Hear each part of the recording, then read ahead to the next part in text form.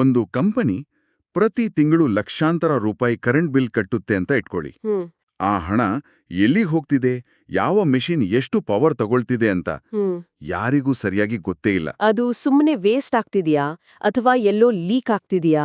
ಹೌದು, ಇದೊಂದು ದೊಡ್ಡ ಪಜಲ್ ತರ. ಈ ನಿಗೂಢವನ್ನು ಭೇದಿಸೋದು ಹೇಗೆ? ಅದಕ್ಕೆ ಒಂದು ನಕ್ಷೆ ಇದೆ, ಒಂದು ಬ್ಲೂ ಪ್ರಿಂಟ್ ಇದೆ. ಹೌದು, ಮತ್ತು ಅದೇ ನಮ್ಮ ಇವತ್ತಿನ ಆಳವಾದ ಚರ್ಚೆಯ ವಿಷಯ. ನಾವು ಭಾರತೀಯ ಮಾನಕ ಸಂಸ್ಥೆ ಅಂದ್ರೆ ಬ್ಯೂರೋ ಆಫ್ ಇಂಡಿಯನ್ ಸ್ಟ್ಯಾಂಡರ್ಡ್ಸ್ ಪ್ರಕಟಿಸಿರುವ ಐಎಸ್ಒ 50001 2018 ಅನ್ನ ಆಳವಾಗಿ ನೋಡಲಿದ್ದೇವೆ. ಕರೆಕ್ಟ್. ಇದು ಕೇವಲ ಒಂದು ರೂಲ್ ಬುಕ್ ಅಲ್ಲ. ಬದಲಿಗೆ ಕಂಪನಿಗಳು ತಮ್ಮ ಶಕ್ತಿಯ ಬಳಕೆಯ ಮೇಲೆ ಹಿಡಿತ ಸಾಧಿಸೋಕೆ ಮತ್ತೆ ಆ ಕಳೆದು ಹೋಗ್ತಿರೋ ಹಣದ ಜಾಡು ಹಿಡಿಯೋಕೆ ಒಂದು ಪವರ್ಫುಲ್ ಗೈಡ್ಲೈನ್. ಸರಿಯಾಗಿ ಹೇಳಿದ್ರಿ. ನಮ್ಮ ಇವತ್ತಿನ ಚರ್ಚೆಯ ಉದ್ದೇಶವೇ ಅದು. ಈ ಸ್ಟ್ಯಾಂಡರ್ಡ್ ಅಂದ್ರೇನು, ಅದು ಹೇಗೆ ಕೆಲಸ ಮಾಡುತ್ತೆ, ಮತ್ತು ಇದು ಗೋಡೆ ಮೇಲೆ ಹಾಕೋ ಒಂದು ಸರ್ಟಿಫಿಕೇಟ್ಗಿಂತ ಯಾಕೆ ಹೆಚ್ಚು ಅನ್ನೋದನ್ನ ಅರ್ಥ ಮಾಡ್ಕೊಳ್ಳೋಣ.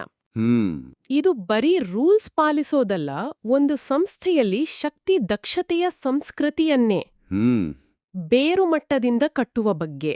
ಸರಿ, ಹಾಗಾದ್ರೆ ಎಕ್ದಮ್ ಮೂಲದಿಂದ ಶುರು ಮಾಡೋಣ. ಈ ಐಎಸ್ಒ 50001 ಮಾನಕದ ಮುಖ್ಯ ಗುರಿ ಏನು? ಇದರ ಪರಿಚಯ ಭಾಗದಲ್ಲೇ ಒಂದು ವಾಕ್ಯ ಇದೆ. ಸಂಸ್ಥೆಗಳಿಗೆ ತಮ್ಮ ಶಕ್ತಿಯ ಕಾರ್ಯಕ್ಷಮತೆಯನ್ನು ನಿರಂತರವಾಗಿ ಸುಧಾರಿಸಲು ಬೇಕಾದ ವ್ಯವಸ್ಥೆಗಳು ಮತ್ತು ಪ್ರಕ್ರಿಯೆಗಳನ್ನು ಸ್ಥಾಪಿಸಲು ಸಹಾಯ ಮಾಡುವುದು. ಓಕೆ, ಅದು ಕೇಳೋಕೆ ಸ್ವಲ್ಪ ಟೆಕ್ನಿಕಲ್ ಆಗಿದೆ. ಹೌದು, ಅದನ್ನ ಸಿಂಪಲ್ ಆಗಿ ಹೇಳ್ತೀನಿ. ಇದರ ಹಿಂದಿರೋ ಪವರ್ ಏನು ಅಂತ ನಾವು ಅರ್ಥ ಮಾಡ್ಕೋಬೇಕು. ಇದರ ಲಾಭ ಬರೀ ಪರಿಸರಕ್ಕೆ ಮಾತ್ರ ಅಲ್ಲ, ಇದು ಒಂದು complete business strategy. Business strategy ಹೇಗೆ? ಡಾಕ್ಯುಮೆಂಟಿನ 0.5ನೇ ವಿಭಾಗದಲ್ಲಿ ಇದರ ಬಗ್ಗೆ ಕ್ಲಿಯರ್ ಆಗಿ ಹೇಳಿದ್ದಾರೆ. ಮೊದಲನೇದಾಗಿ, ಇದು ಡೈರೆಕ್ಟ್ ಆಗಿ ಎನರ್ಜಿ ಕಾಸ್ಟ್ ಕಡಿಮೆ ಮಾಡುತ್ತೆ. ಸರಿ, ಅದು ಎಲ್ರಿಗೂ ಅರ್ಥವಾಗುವ ಲಾಭ, ಹಣ ಉಳಿಯುತ್ತೆ. ಹೌದು, ಆದ್ರೆ ನೀವು ವ್ಯಾಪಾರ ತಂತ್ರ ಅಂದ್ರಲ್ಲ, ಅದನ್ನ ಸ್ವಲ್ಪ ವಿವರಿಸ್ತೀನಿ. ಹೀಗೆ ಯೋಚಿಸಿ, ಮಾರುಕಟ್ಟೆಯಲ್ಲಿ ಕಚ್ಚಾ ತೈಲದ ಬೆಲೆ ಜಾಸ್ತಿ ಆಯ್ತು. ಓಕೆ. ನಿಮ್ಮ ಕಾಂಪಿಟೀಟರ್ ಇಂಧನ ದರ ಏರಿಕೆಯಿಂದ ಒದ್ದಾಡ್ತಿದ್ದಾನೆ. ಅವನ ಪ್ರೊಡಕ್ಷನ್ ಕಾಸ್ಟ್ ಜಾಸ್ತಿ ಆಯ್ತು, ಪ್ರಾಡಕ್ಟ್ ಬೆಲೆಯನ್ನೂ ಜಾಸ್ತಿ ಮಾಡಬೇಕು. ಒತ್ತಡದಲ್ಲಿರ್ತಾನೆ. ಆದ್ರೆ ನೀವು ಈ ಸ್ಟ್ಯಾಂಡರ್ಡ್ ಅಳವಡಿಸ್ಕೊಂಡು ನಿಮ್ಮ ಎನರ್ಜಿ ಬಳಕೆಯನ್ನ ಕಂಟ್ರೋಲ್ನಲ್ಲಿಟ್ಕೊಂಡಿದ್ರೆ ನಿಮ್ಮ ಮೇಲೆ ಅದರ ಪರಿಣಾಮ ಕಡಿಮೆ ಇರುತ್ತೆ. ನೀವು ಬೆಲೆಯನ್ನ ಸ್ಥಿರವಾಗಿಡಬಹುದು. ವಾವ್, ಈಗ ಅರ್ಥ ಆಯ್ತು. ಇದು ಮಾರುಕಟ್ಟೆಯಲ್ಲಿ ಒಂದು ದೊಡ್ಡ ಅಸ್ತ್ರದ ಹಾಗೆ. ಇದು ಬರೀ ಡಿಫೆನ್ಸ್ ಅಲ್ಲ, ಇದೊಂದು ಅಟ್ಯಾಕಿಂಗ್ ಸ್ಟ್ರಾಟಜಿನೂ ಹೌದು. ನಿಖರವಾಗಿ. ಜೊತೆಗೆ ಗ್ರೀನ್ಹೌಸ್ ಗ್ಯಾಸ್ ಹೊರಸೂಸುವಿಕೆ ಕಡಿಮೆ ಮಾಡೋದ್ರಿಂದ ಇವತ್ತಿನ ಪರಿಸರ ಜಾಗೃತ ಗ್ರಾಹಕರ ದೃಷ್ಟಿಯಲ್ಲಿ ನಿಮ್ಮ ಬ್ರ್ಯಾಂಡ್ ವ್ಯಾಲ್ಯೂ ಕೂಡ ಹೆಚ್ಚಾಗುತ್ತೆ. ಸರಿ, ಇದು ಯಾರಿಗೆಲ್ಲ ಅಪ್ಲೈ ಆಗತ್ತೆ? ಸಾಮಾನ್ಯವಾಗಿ ಐಎಸ್ಒ ಅಂದ ತಕ್ಷಣ ದೊಡ್ಡ ದೊಡ್ಡ ಕಾರ್ಖಾನೆಗಳು, ಮ್ಯಾನುಫ್ಯಾಕ್ಚರಿಂಗ್ ಕಂಪನಿಗಳು ನೆನಪಾಗತ್ತೆ. ಇಲ್ಲ, ಇಲ್ಲೇ ಒಂದು ಇಂಟ್ರೆಸ್ಟಿಂಗ್ ವಿಷಯ ಇರೋದು. ವಿಭಾಗ 1 ಅಂದ್ರೆ ಸ್ಕೋಪ್ನಲ್ಲಿ ಹೇಳಿರೋ ಹಾಗೆ, ಇದು ಯಾವುದೇ ರೀತಿಯ ಸೈಜಿನ ಅಥವಾ ಭೌಗೋಳಿಕ ಸ್ಥಳದ ಸಂಸ್ಥೆಗೂ ಅನ್ವಯಿಸಬಹುದು. ಅಂದ್ರೆ ಬೆಂಗಳೂರಿನ ಒಂದು ಸಣ್ಣ ಐಟಿ ಕಂಪನಿಯಿಂದ ಹಿಡಿದು ಜಮ್ಶೇದ್ಪುರದ ಒಂದು ದೊಡ್ಡ ಸ್ಟೀಲ್ ಫ್ಯಾಕ್ಟರಿವರೆಗೆ ಯಾರು ಬೇಕಾದ್ರೂ ಇದನ್ನ ಅಳವಡಿಸ್ಕೋಬಹುದು. ಒಂದ್ ನಿಮಿಷ, ಇದು ಕೇಳೋಕ್ ಚೆನ್ನಾಗಿದೆ. ಆದರೆ ಒಂದು ಸಣ್ಣ ಹೋಟೆಲ್ ಮಾಲೀಕನಿಗೆ ಇಡೀ ಐಎಸ್ಒ ಸಿಸ್ಟಮ್ ಅಳವಡಿಸೋಕೆ ಬೇಕಾದ ಸಮಯ, ಹಣ, ಎಕ್ಸ್ಪರ್ಟೀಸ್ ಇದೆಲ್ಲ ಎಲ್ಲಿಂದ ಬರುತ್ತೆ? ಇದು ಬರೀ ಪೇಪರ್ ಮೇಲೆ ಮಾತ್ರ ಯೂನಿವರ್ಸಲ್ಲ? ಬಹಳ ಒಳ್ಳೆ ಪ್ರಶ್ನೆ. ಆರಂಭದಲ್ಲಿ ಹಾಗೆ ಅನ್ಸೋದು ಸಹಜ. ಆದ್ರೆ ಈ ಸ್ಟ್ಯಾಂಡರ್ಡ್ನ ಬ್ಯೂಟಿನೇ ಅದರ ಫ್ಲೆಕ್ಸಿಬಿಲಿಟಿಯಲ್ಲಿದೆ. ಇದು ಹೀಗೆ ಮಾಡ್ಬೇಕು ಅಂತ ಕಠಿಣ ರೂಲ್ಸ್ ಹೇಳೋದಿಲ್ಲ. ಬದಲಿಗೆ ಏನನ್ನು ಸಾಧಿಸಬೇಕು ಅನ್ನೋ ಒಂದು ಫ್ರೇಮ್ವರ್ಕ್ ಕೊಡುತ್ತೆ. ಒಂದು ಸಣ್ಣ ಹೋಟೆಲ್ ತನ್ನದೇ ಆದ ಸಣ್ಣ ಗೋಲ್ಸ್ ಇಟ್ಕೊಂಡು ಚಿಕ್ಕ ಚಿಕ್ಕ ಸುಧಾರಣೆಗಳ ಮೂಲಕ ಶುರು ಮಾಡಬಹುದು. ಉದಾಹರಣೆಗೆ, ಬಹುಶಃ ಅವರ ಮೊದಲ ಹೆಜ್ಜೆ ಕೇವಲ ತಮ್ಮ ಎಲೆಕ್ಟ್ರಿಸಿಟಿ ಬಳಕೆಯ ಡೇಟಾವನ್ನ ಸರಿಯಾಗಿ ರೆಕಾರ್ಡ್ ಮಾಡೋದು ಅಷ್ಟೇ ಇರ್ಬೋದು. ಓಕೆ, ಹಾಗಾದ್ರೆ ಇದು ಎಲ್ಲರಿಗೂ ಅನ್ವಯಿಸುತ್ತೆ. ಆದರೆ ಒಂದು ಐಟಿ ಕಂಪನಿಗೂ ಒಂದು ಫ್ಯಾಕ್ಟರಿಗೂ ಕೆಲಸ ಮಾಡೋ ರೀತಿಯಲ್ಲೇ ವ್ಯತ್ಯಾಸ ಇದೆ. ಹಾಗಾದ್ರೆ ಇಬ್ರಿಗೂ ಅಪ್ಲೈ ಆಗೋ ಯಾವ ಕಾಮನ್ ಪ್ರಿನ್ಸಿಪಲ್ ಮೇಲೆ ಈ ಇಡೀ ಸಿಸ್ಟಮ್ ನಿಂತಿದೆ? ಇದರಲ್ಲಿ ಮ್ಯಾಜಿಕ್ ಏನಿಲ್ಲ. ಬದಲಿಗೆ ಒಂದು ಸಿಂಪಲ್ ಆದರೆ ಬಹಳ ಪವರ್ಫುಲ್ ಆದ ತತ್ವ ಇದೆ. ಪ್ಲಾನ್, ಡೂ, ಚೆಕ್, ಆಕ್ಟ್ ಅಥವಾ PDCA ಚಕ್ರ. PDCA, ಇದನ್ನ ಕ್ವಾಲಿಟಿ ಮ್ಯಾನೇಜ್ಮೆಂಟಲ್ಲೂ ಕೇಳಿದ್ವಿ. ಡೆಮಿಂಗ್ ಚಕ್ರ ಅಂತಾನೂ ಕರೀತಾರಲ್ವಾ? ಹೌದು, ಅದೇ. ಆದರೆ ಶಕ್ತಿ ನಿರ್ವಹಣೆಗೆ ಇದನ್ನ ಹೇಗೆ ಅಳವಡಿಸ್ತಾರೆ? ಇಲ್ಲಿ ಪ್ಲಾನ್ ಅಂದ್ರೆ ಏನು? ಹೊಸ ಸೋಲಾರ್ ಪ್ಯಾನೆಲ್ ಹಾಕೋದಾ?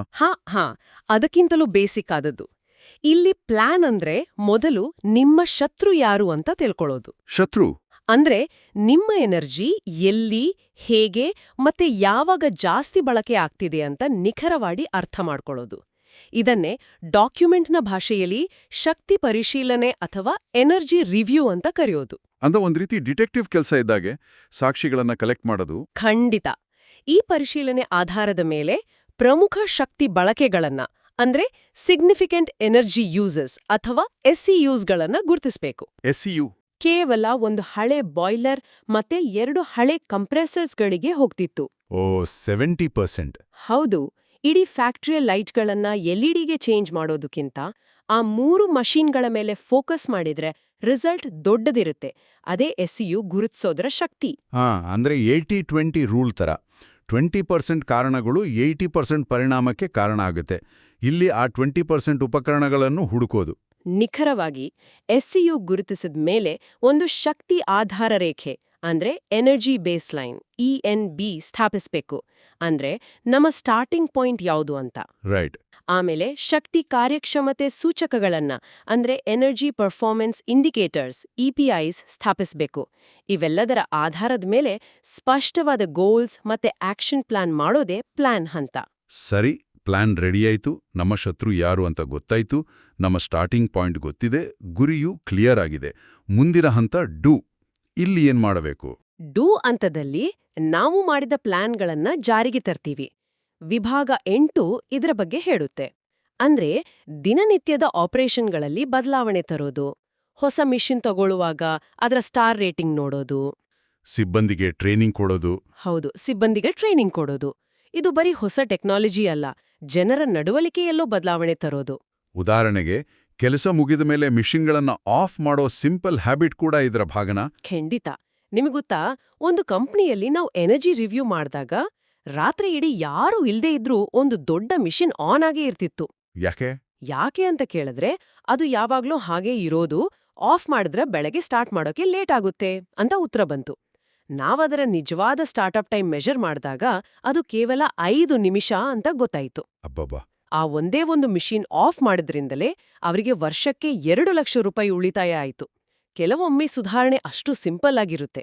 ಅದ್ಭುತ ಉದಾಹರಣೆ. ಸರಿ, ಪ್ಲಾನ್ ಆಯ್ತು, ಡೂ ಆಯ್ತು, ಮುಂದಿಂದು ಚೆಕ್. ಇಲ್ಲೇನ್ ಮಾಡ್ತೀವಿ? ಇದು ಪ್ರೋಗ್ರೆಸ್ ಮೆಷರ್ ಮಾಡೋ ಹಂತ. ವಿಭಾಗ 9 ಇದನ್ನ ವಿವರಿಸತ್ತೆ. ನಾವು ಅಂದುಕೊಂಡಂತೆ ರಿಸಲ್ಟ್ ಬರ್ತಿದ್ಯಾ ಅಂತೆ ಮಾನಿಟರ್ ಮಾಡೋದು.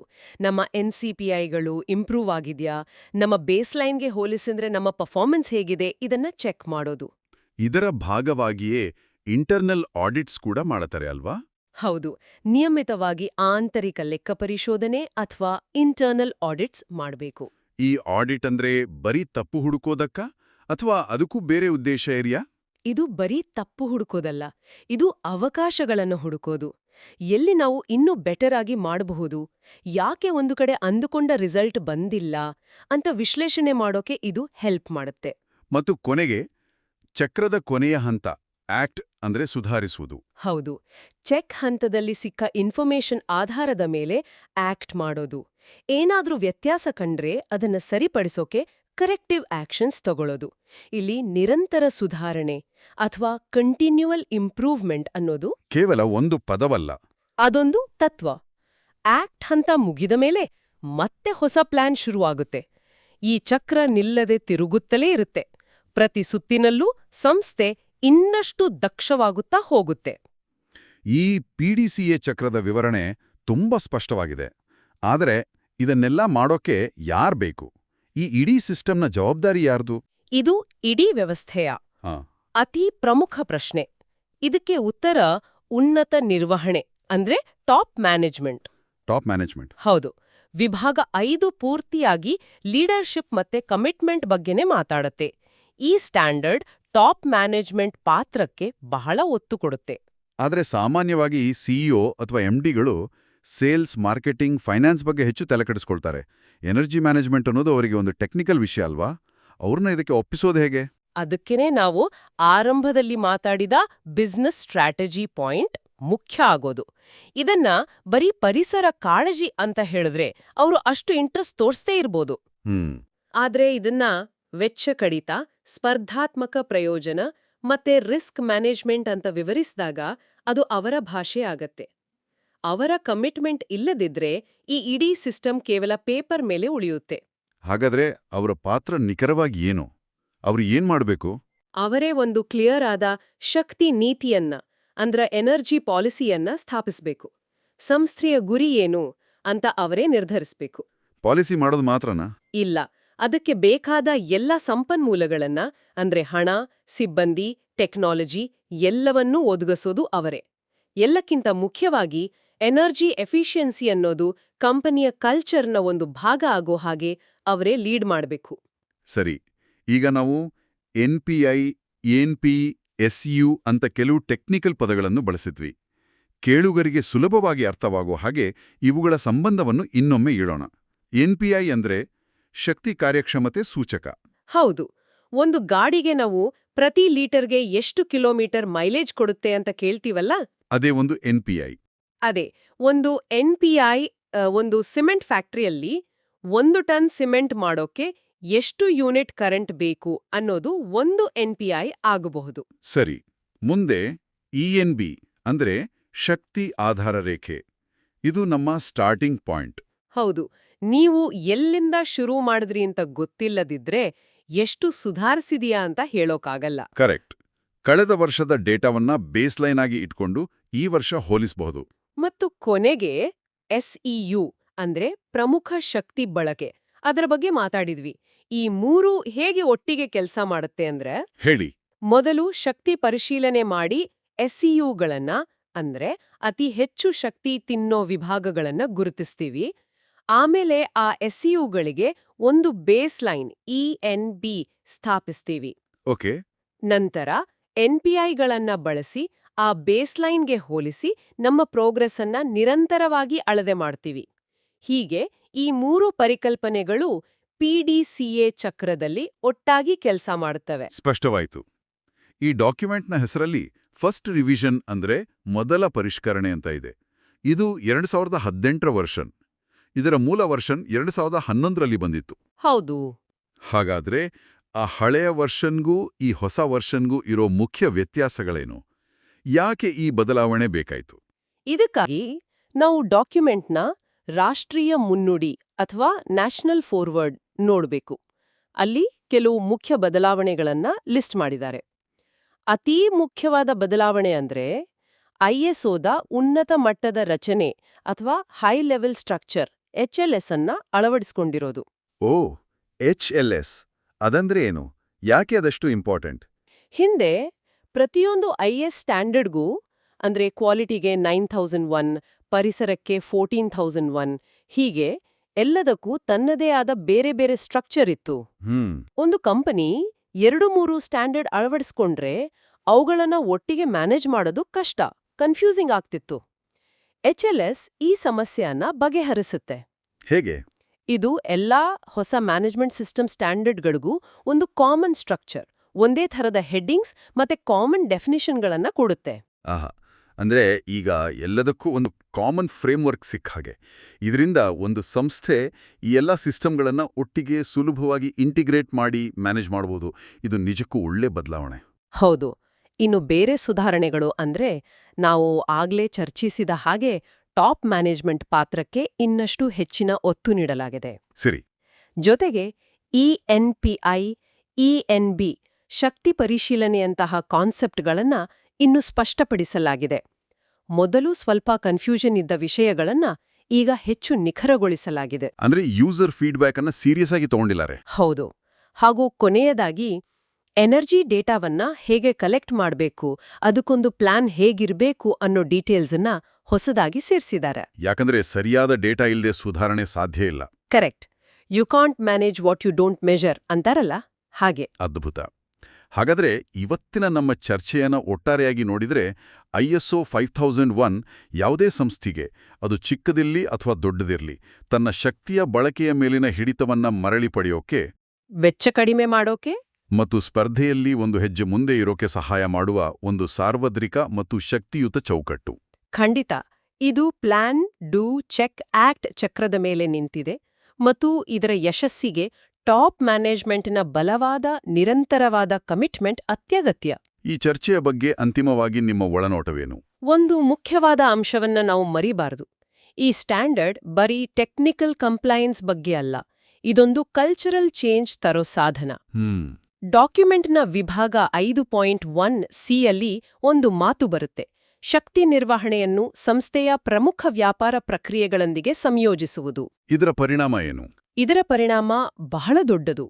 ಎನರ್ಜಿ ಮ್ಯಾನೇಜ್ಮೆಂಟ್ ಅನ್ನೋದು ಬರೀ ಇಂಜಿನಿಯರಿಂಗ್ ಡಿಪಾರ್ಟ್ಮೆಂಟ್ ಜವಾಬ್ದಾರಿ ಅಂತ ನೋಡದೆ, ಅದನ್ನ ಪರ್ಚೇಸ್, ಡಿಸೈನ್, ಫಿನಾನ್ಸ್, HR ಹೀಗೆ ಕಂಪನಿಯ ಪ್ರತಿಯೊಂದು ಮುಖ್ಯ ಭಾಗವಾಗಿ ಮಾಡಿದಾಗ ಎನರ್ಜಿ ಎಫಿಷಿಯನ್ಸಿ ಎಲ್ಲರ ಜವಾಬ್ದಾರಿಯಾಗುತ್ತೆ. ಓ ಹೌದು. ಆಗ ಸಂಸ್ಥೆಗಳು ನಿರಂತರವಾಗಿ ಏರುತ್ತಿರುವ ಇಂಧನ ವೆಚ್ಚಗಳ ವಿರುದ್ಧ ಒಂದು ರೀತಿ ಸ್ಥಿತಿಸ್ಥಾಪಕತ್ವವನ್ನು ಅಂದ್ರೆ ರೆಸಿಲಿಯನ್ಸ್ ಅನ್ನ ನಿರ್ಮಿಸಿಕೊಳ್ಬಹುದು.